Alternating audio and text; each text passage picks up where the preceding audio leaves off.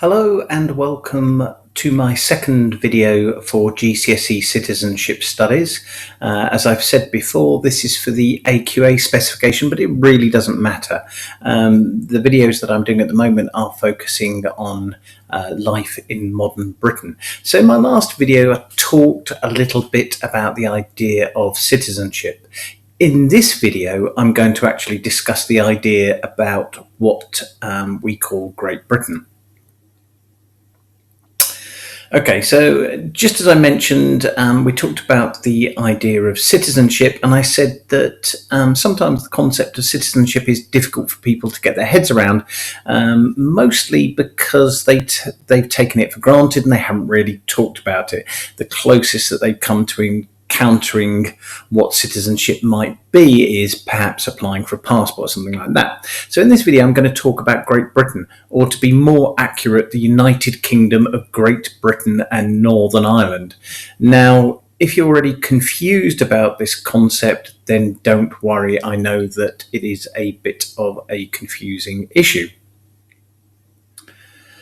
Right then, so unlike other nations, the United Kingdom, or I'm going to call it the UK from now on, is made up of several different nation states. When I talk about nation states, I don't mean states as in the United States of America. I mean sort of distinct countries. So if you didn't know, and as I say, it's quite a difficult concept to get your head around, Britain comprises of England, Wales, Scotland, and Northern Ireland. Now, the reason why I think this is a difficult concept is because of the kind of makeup of Great Britain. It's more likely that you're going to identify with one country than another. So you may well have supported England in the recent Euros, but you may well have supported Scotland, Wales, etc. The only time where you're likely to support Great Britain as a whole is in an event like the Olympics. So one of the things that you might want to think about, particularly when it comes to this issue, is do you feel particularly British? I guess for a lot of people probably not. And who do you support and why? So why do you have an affinity with perhaps a country, or maybe you don't have an affinity at all? Right then, this may lead to the kind of question about, well, we're not one country then at all. And the answer is kind of yes and no. And the kind of way of getting around this is to think of the UK as being a bit like your school. It has a head teacher in the form of the Queen, and it has a senior leadership team who create the rules of that particular school, and they're the government. Now, obviously, in this case, we're talking about a country, so the Queen is the head of state, and the government are the legislative body. In other words, they make the laws that we have to follow. Now, you may well identify with the school as a whole, but equally you might identify with a house system, a year group, a tutor group, etc.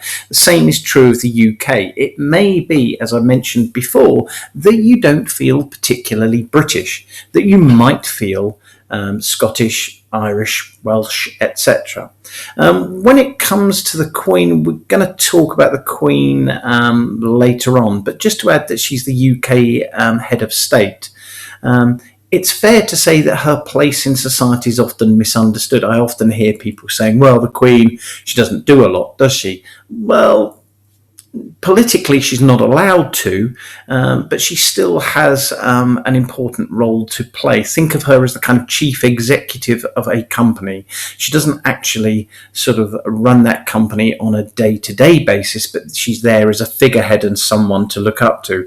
I should also say that the Queen's been doing this job since 1952, and that job will only end upon her death. So she's been doing it for an awfully long time, and I guess that there are highs and lows with being the Queen, and we can sort of debate those at some stage.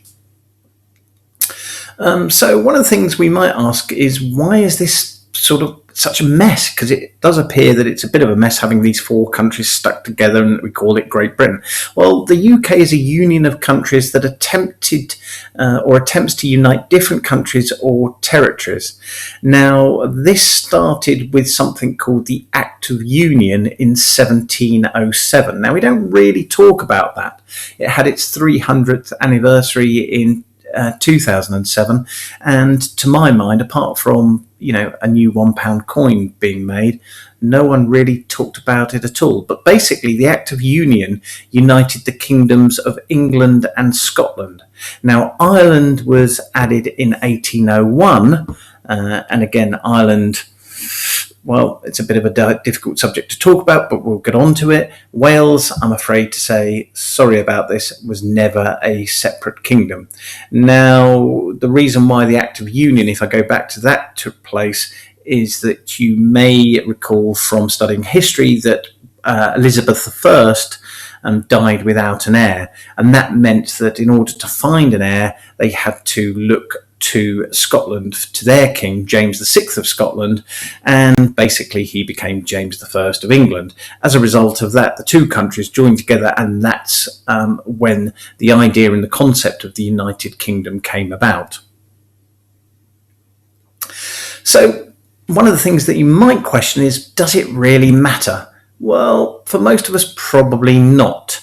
However, it has become an uneasy relationship, with strains developing between the separate countries, and I'll talk about those in another video. In the case of Scotland, there's already been an independence referendum which took place in 2014, and a call for a second one in the near future. So again, some of the ideas that you might want to think about is, why is this union between countries unpopular? But at the same time, what benefits does it bring? You may also want to go away and research terms such as referendum, because they're probably terms that you haven't used that often, if at all. Okay, so I hope that this brief video has given you a bit of an overview of the concept of Great Britain. As I say, in my next video, what we'll do is we'll look at the individual countries that make up the United Kingdom.